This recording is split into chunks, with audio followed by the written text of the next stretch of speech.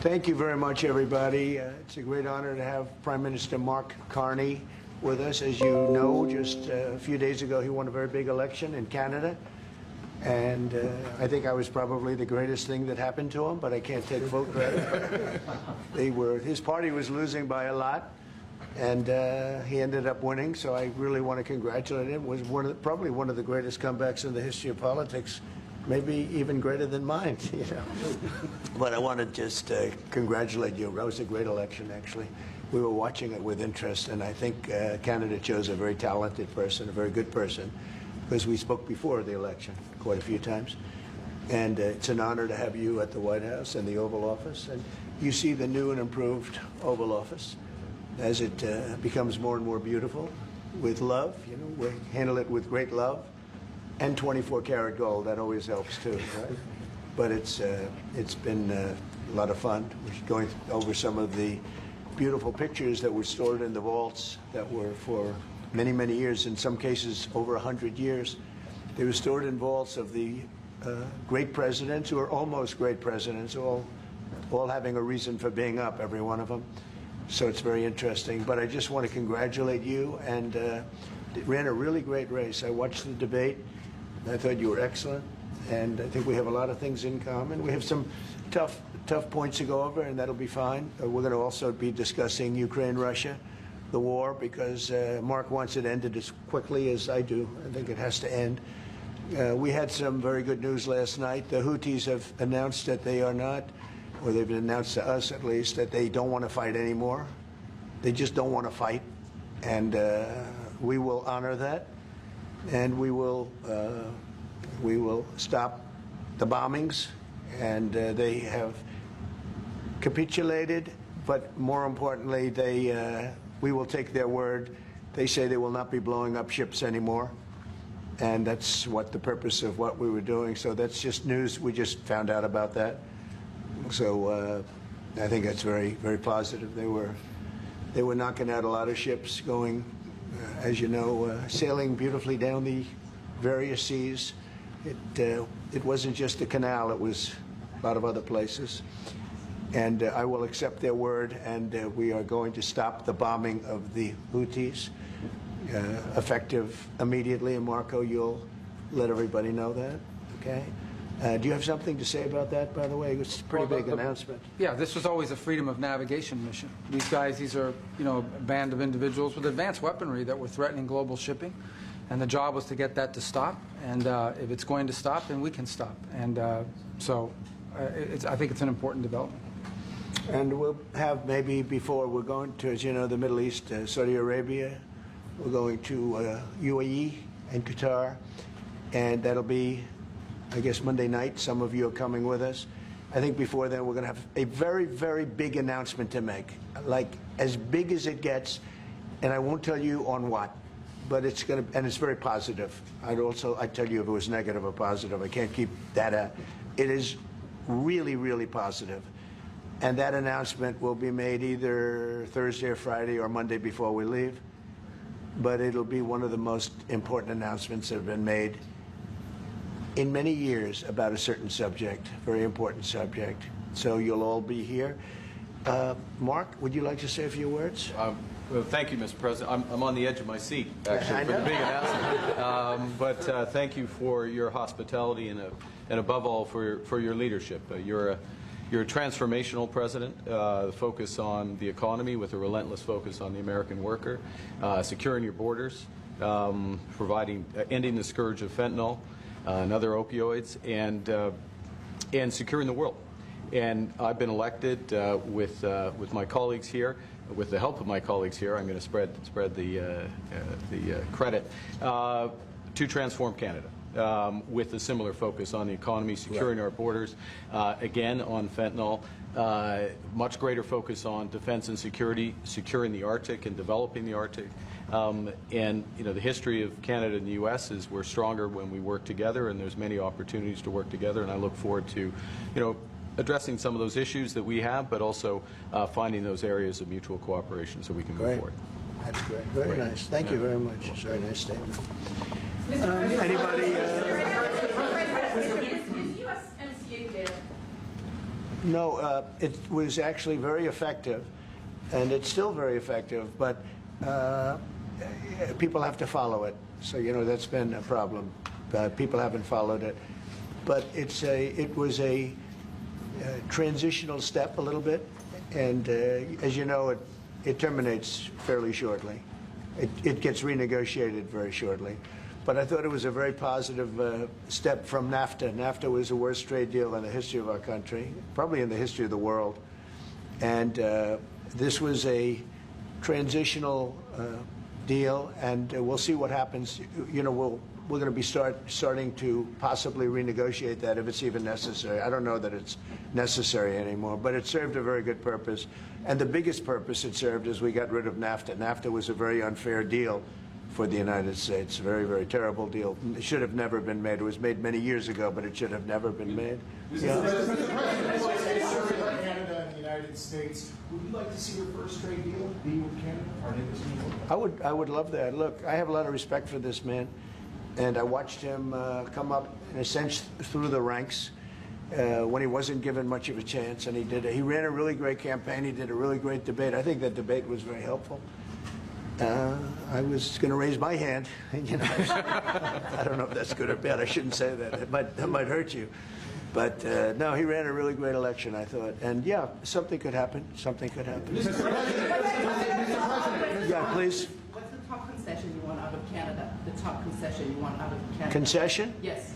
Friendship. But that's not a concession. No, we're going to be friends with Canada. Regardless of anything, we're going to be friends with Canada. Canada is a very special place to me. I know so many people that live in Canada. My parents had relatives that lived in Canada, my mother in particular. And I love Canada. I have a lot of respect for the Canadians. Wayne Gretzky, I mean, how good, the great one. You happen to have a very, very good hockey player right here on the Capitals, who I have a lot of. He is a big, tough cookie too. He just broke the record, and he's a great guy. And we had the team here, and I got to know a lot of the players. But now Canada is a very special place. Yeah, please. Mr. President, and Mr. Prime Minister, I'd like to get your response to this too. But Mr. President, you have said that Canada should become the 51st state. Were you chosen? No. Well, I still believe that, but it takes two to tango, right? But no, I do. I mean, I believe it would be a massive tax cut for the Canadian citizens. You get free military, you get tremendous medical cares and other things. There would be a lot of advantages, but it would be a massive tax cut. And it's also a beautiful, as a real estate developer, I'm a real estate developer at heart. When you get rid of that artificially drawn line, somebody drew that line many years ago with like a ruler, just a straight line right across the top of the country. When you look at that beautiful formation when it's together, I'm a very artistic person, but when I looked at that beauty, I said that's the way it was meant to be. But I do feel it's much better for Canada, but we're not going to be discussing that unless somebody wants to discuss it. I think that there are tremendous benefits to the Canadian citizens, tremendously lower taxes, free military, which honestly we give you essentially anyway because we're protecting Canada if you ever had a problem. But I think it would really be a wonderful marriage because it's two places that get along very well. They like each other a lot.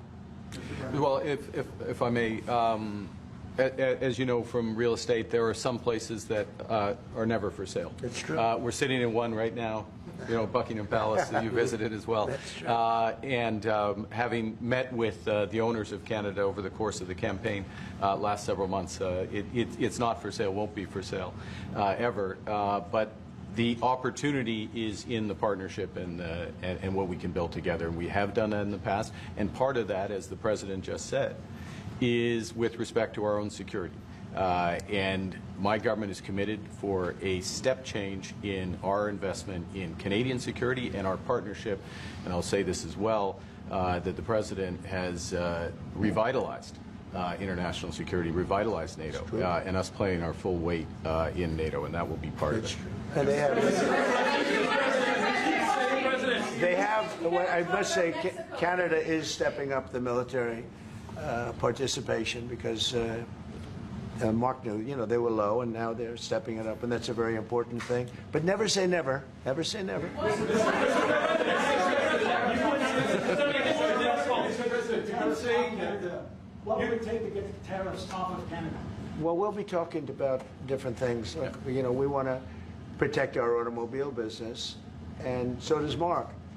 But we want to make the automobiles, and we want to, we have a tremendous abundance of energy, more than any country. We have, just in Alaska alone, Anwar has been reopened now. Anwar is probably the largest find anywhere in the world. They say it's larger than Saudi Arabia. I don't know, but it's a lot.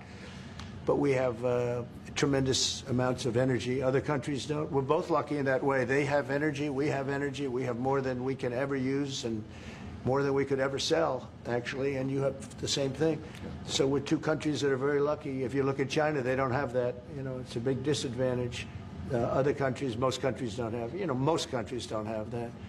So Canada and us, we have a lot of advantages over other places. Mr.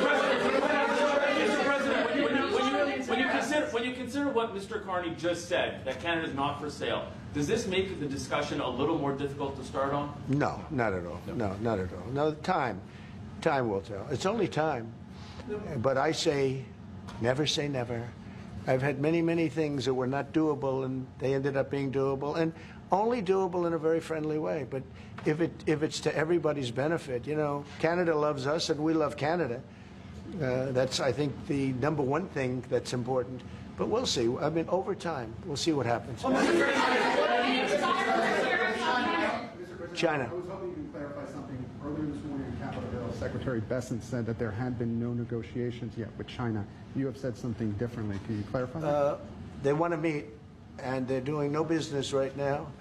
And those ships are turning around in the Pacific Ocean. Big turn. Those are big ships. Those ships take about 10 miles to turn. And, we lost $1 trillion to China on trade because of an incompetent president that we had who preceded me, grossly incompetent. You're finding it out more and more now. And by not trading, we're losing nothing. So we're saving $1 trillion. It's a lot. But they want to negotiate, and they want to have a meeting, and we'll be meeting with them at the right time. But you haven't met with them yet. I have not met with them, no, of course. You would know if I met. I'd tell you. They want to meet, but, we are right now. Look, they're suffering greatly. Their economy is suffering greatly because they're not doing trade with the U.S. And they made most of their money off the U.S. Don't kid yourself. They don't make the money off other countries like this. And they were making. We had a trade imbalance. We had a deficit, or they had a surplus. Another way of saying it, of more than $1 trillion. Think of it, more than $1 trillion. And because of 145%, that's the only reason, but because of they have now 145% tariff, there's no trading. You can't trade with 145%. We are, therefore, making, in a certain way, I guess, $1.1 trillion. In other words, we're not losing $1.1 trillion. Our deficit is much better. When I started, I say we were losing billions of dollars a day on trade. That's rapidly turning around. We looked at numbers this morning. So we were losing, the United States during Biden was losing more than, I won't even give you numbers because they're so embarrassing, but billions of dollars a day on trade. Those numbers are rapidly turning between the tariffs. Don't forget, we're now getting 25% on cars, 25% on aluminum, 25% on steel, and maybe more importantly, massive numbers of companies are moving into the United States. Honda, we have tremendous, the car companies are moving in at levels we've never seen before. The biggest investment ever made in the United States is being made right now. Trillions of dollars. I would say we could be at $9 trillion. You could go back to other presidents. They haven't had $1 trillion for their entire term. Look at Biden. He had bad numbers. People were leaving. They weren't coming in. They were leaving with Biden, and he didn't know the difference. The only thing he knew is people coming in. You know who they were? Illegal immigrants, okay, from prisons, from mental institutions, from all sorts of places that weren't good, from gangs, from Venezuela. They were coming in and they were criminals and murderers, 11,888 people that murdered, and at least half of them murdered more than one person. This is what Biden led into our country. I'm bringing in big companies. We have Apple is investing $500 billion. We have Jensen, as you know, is going to be 500 biggest chip maker, or chip thinker, I call him. He's really a thinker more than a maker. But we also have the maker, Mr. Wei. I get to know them all in the last, it was a cram course. But they're all moving into America because of the tariffs. And I don't think people have appreciated it. Some people do, some of the smart people do. So we have more money coming in. It's really an amazing thing. We have more money being invested in the United States now than at any time ever before in our history, and it's not even close. And I think the real number could be 9 or 10 trillion. We don't know everybody that's doing it. We have many. I just heard about a plant that's being built right now, a very, very top-of-the-line company, and they didn't come to the White House. They're just doing it because they're making it, because if they build here, there are no tariffs. And this is the big market. This is the market. That sets us apart from it. This is the market where everyone wants to be. Now, if I didn't come here and do this, all of a sudden we wouldn't be the market where everyone wants to be. So we're able to do it in time. But we're going to have a great announcement. And I'm not necessarily saying it's on trade. Going to the beginning, we're going to have a great announcement over the next few days, an announcement that will be so incredible, so positive. And I'm not saying, I don't want you to think it's necessarily on trade. Just to finish, we also have a situation, because everyone says, when are you going to sign deals? We don't have to sign deals. We could sign 25 deals right now, Howard, if we wanted. We don't have to sign deals. They have to sign deals with us. They want a piece of our market. We don't want a piece of their market. We don't care about their market. They want a piece of our market. So we can just sit down, and I'll do this at some point over the next 2 weeks, and I'll sit with Howard and Scott and with our great vice president, who has done a really good job. We have some good news to report on a lot of fronts. But JD will be there, and Marco, and we're going to sit down, and we're going to put very fair numbers down, and we're going to say, here's what this country, what we want, and congratulations, we have a deal. And they'll either say, great, and they'll start shopping, or they'll say, not good, we're not going to do it. And I said, that's okay, you don't have to shop. Now, we may think, well, they have a right, you know, that maybe we were a little bit wrong, so we'll adjust it. And then you people will say, oh, it's so chaotic. No, we're flexible. But we'll sit down, and we'll, at some point, in some cases, we'll sign some deals. It's much less important than what I'm talking about. For the most part, we're just going to put down a number and say, this is what you're going to pay to shop. And it's going to be a very fair number. It'll be a low number. We're not looking to hurt countries. We want to help countries. We want to be friendly with countries. But you keep writing about deals, deals. When are we going to sign? When? It's very simple. We're going to say, in some cases, we want you to open up your country. In some cases, we want you to drop your tariffs. I mean, India, as an example, is one of the highest tariffs in the world. We're not going to put up with that. And they've agreed already to drop it. They'll drop it to nothing. They've already agreed. They would have never done that for anybody else but me. So we're going to put down some numbers, and we're going to say our country is open for business. And they're going to come in, and they're going to pay for the privilege of being able to shop in the United States of America. It's very simple. It's very simple. So I wish they'd keep, stop asking, how many deals are you signing this week? Because one day we'll come and we'll give you 100 deals. And they don't have to sign. All they have to do is say, oh, we'll start sending our ships right now to pick up whatever we want or to bring whatever we want. It's very, very simple. And I think my people haven't made it clear. We will sign some deals. But much bigger than that is we're going to put down the price that people are going to have to pay to shop in the United States. Think of us as a super luxury store, a store that has the goods. You're going to come and you're going to pay a price, and we're going to give you a very good price. We're going to make very good deals. And in some cases, we'll adjust. But that's where it is. And we've been ripped off by everybody for 50 years, and we're just not going to do that anymore. We can't do that. And we can't let any country do that to us. We're just not going to do it anymore. Can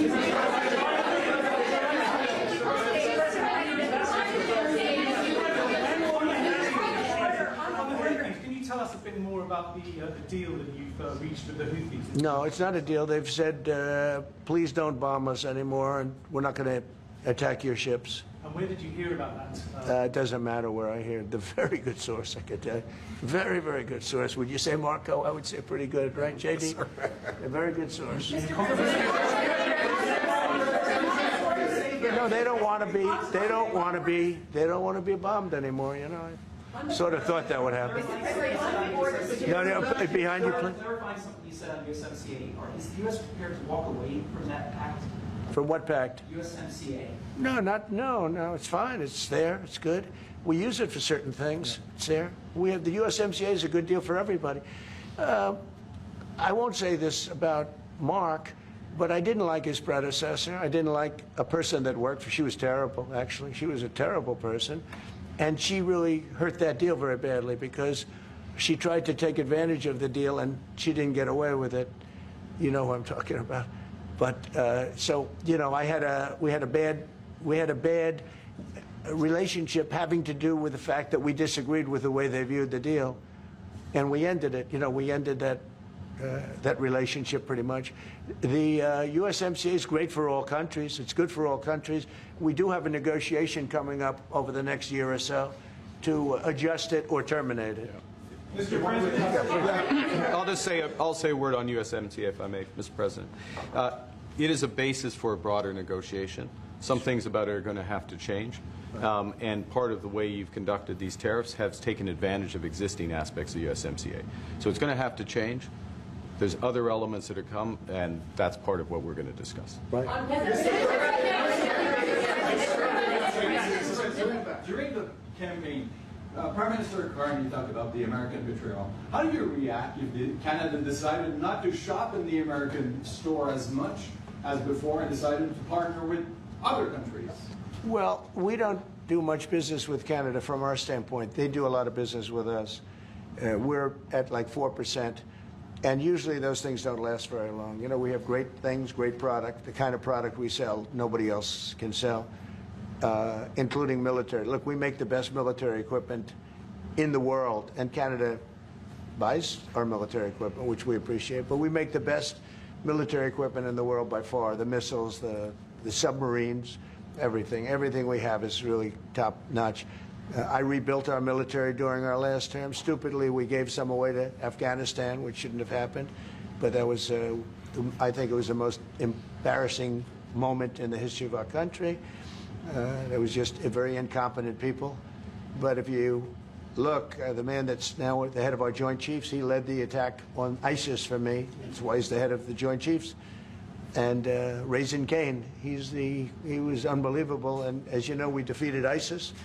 In 3 weeks. It was supposed to take 5 years. We did it in 3 weeks. And he ran the campaign. I said, I like him. But I knew him before. I went to Iraq, and we agreed to a plan, and that was the plan. And as you know, we did it in record time. So we have, you know, we have the best equipment in the world. We have the best, a lot of things. And but Canada, it does a lot more business with us than we do with Canada. Yeah. Mr. President, can I ask you about your investments, Mr. President? When do you think the investments that you've announced, the trillions, will finally hit the economic data this year? When you're saying about the tariffs? No, about the investments that you've announced. Oh, it's hitting right now. Look, they're already starting AI plants. These are not people that look for financing. That's a good thing. You know, in real estate, you get a site, then you have to look for financing, you have to get your zoning, you know, 5 years later you start building, you get a bank, then the bank's no good. And, these people have massive amounts of cash. The CHIPS Act was a ridiculous thing because that doesn't get them to build. All we did is hand very wealthy companies money. The CHIPS Act that was done by Biden. Billions, we give them billions of dollars. They don't even have to do anything with it. And then if you weren't, if you didn't have, and I don't want to be a wise guy, but if you didn't go with the DEI, if you didn't go with all of the different things, woke, if you weren't woke, you couldn't even use the money. You had to have a certain percentage of this and that and that and that. It's impossible to have. The companies actually complained to me. They say they gave me all this money, but nobody can get these people to do anything. I mean, look, President Obama, and if he wanted help, I'd give him help because I'm a really good builder and I build on time, on budget. He's building his library in Chicago. It's a disaster. And he said something to the effect, I only want DEI, I only want woke. He wants woke people to build it. Well, he got woke people, and they have massive cost overruns. The job is stopped.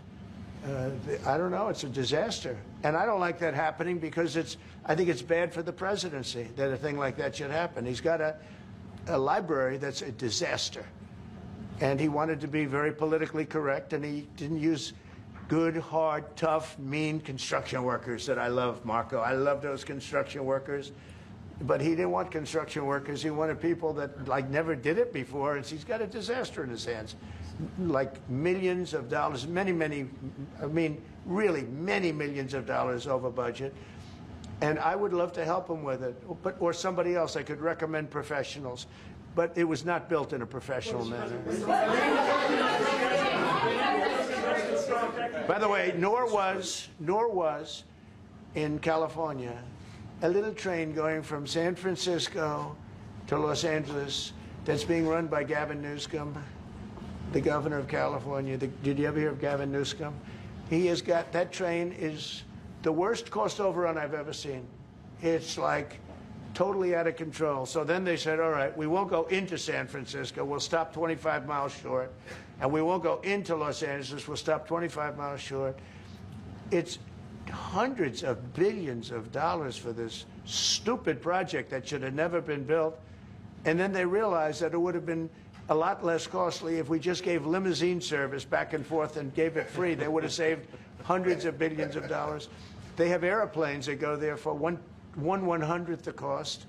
And they have cars. They have a thing called a highway that goes back and forth that's not fully utilized. And they got involved with this project. And Gavin, you know, I always liked Gavin. I had a good relationship with him. I just got him a lot of water. You know, I sent in people to open up that water because he refused to do it. And we just got him a lot of water. If they would have had that water, and if they would have done what I said to do, they wouldn't have had the fires in Los Angeles. Those fires would have been put out very quickly.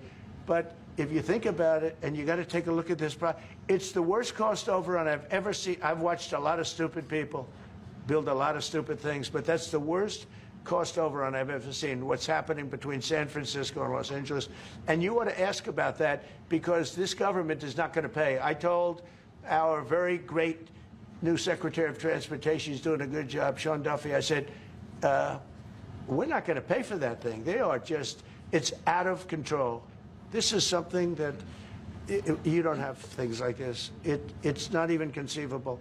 Like 30 times over budget, 30 times. It's the craziest thing and now it's hundreds of, it was supposed to be a simple train. And I think the media should take a look at it. And I'd love him to run for president on the other side. You know, I'd love to see that. But I don't think he's going to be running because that one project alone, well, that and the fires and a lot of other things, pretty much put him out of the race. Mr. President, what changes would you like to see to the USMCA? Or what changes would you like to see? We're going to work on some subtle changes, maybe. I don't even know if we're going to be dealing with the USMCA. We're dealing more with concepts right now. Look, right now, we're doing trade. We have trade. They're paying a tariff on cars and steel and aluminum.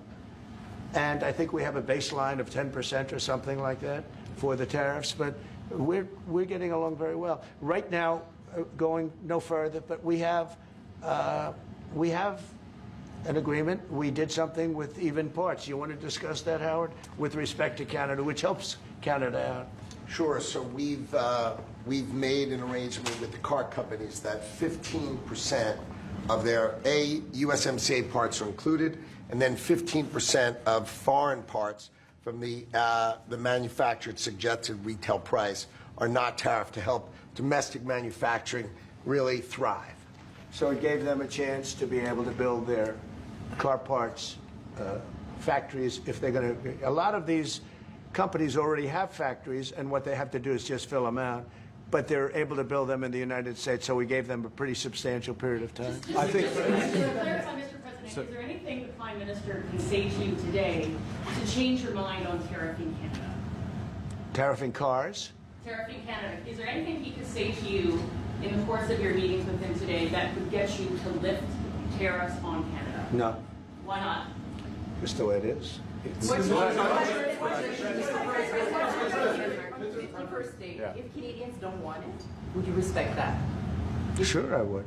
But this is not necessarily a one-day deal. This is over a period of time they have to make that decision. Yes, go ahead. Yeah, if I may. Respectfully, Canadians' view on this is not going to change on the 51st state. Secondly, we are the largest client of the United States in the totality of all the goods. So we are the largest client of the United States. We have a tremendous auto sector between the two of us, and the changes that made have been helpful. 50% of a car that comes from Canada is American. That's not like anywhere else in the world. And to your question about is there one thing? No, this is a bigger discussion. There are much bigger forces involved, and this will take some time and some discussions, and that's why we're here, to have those discussions, and that is represented by who's sitting around the table. See, the conflict is, and this is very friendly. We're not. This is not going to be like we had another little blow up with somebody else. That was a much different. This is a very friendly conversation, but we want to make our own cars. We don't really want cars from Canada, and we put tariffs on cars from Canada, and at a certain point, it won't make economic sense for Canada to build those cars. And we don't want steel from Canada because we're making our own steel, and we're having massive steel plants being built right now as we speak. We really don't want Canadian steel, and we don't want Canadian aluminum and various other things because we want to be able to do it ourselves. And we, because of past thinking of people, we have a tremendous deficit with Canada. In other words, they have a surplus with us. And there's no reason for us to be subsidizing Canada. Canada's a place that will have to be able to take care of itself economically. I assume they can. I will tell you that Trudeau, when I spoke to him, I used to call him Governor Trudeau. I think that probably didn't help his election. But when I spoke to him, I said, so why are we taking your cars? Why are we taking we want to make them ourselves. I mean, I said, and if the price of your cars went up, or if we put a tariff on your cars of 25%, what would that mean to you? He said that would mean the end of Canada. He actually said that to me. And I said, that's a strange answer, but I understand his answer. But no, I mean, it's hard to justify subsidizing Canada to the tune of maybe $200 billion a year. We protect Canada militarily, and we always will. We're going to, that's not a money thing. But we always will. But, it's not fair. But why are we subsidizing Canada $200 billion a year, or whatever the number might be? It's a very substantial number. And it's hard for the American taxpayer to say, gee whiz, we love doing that. Thank you very much. We're going to have a very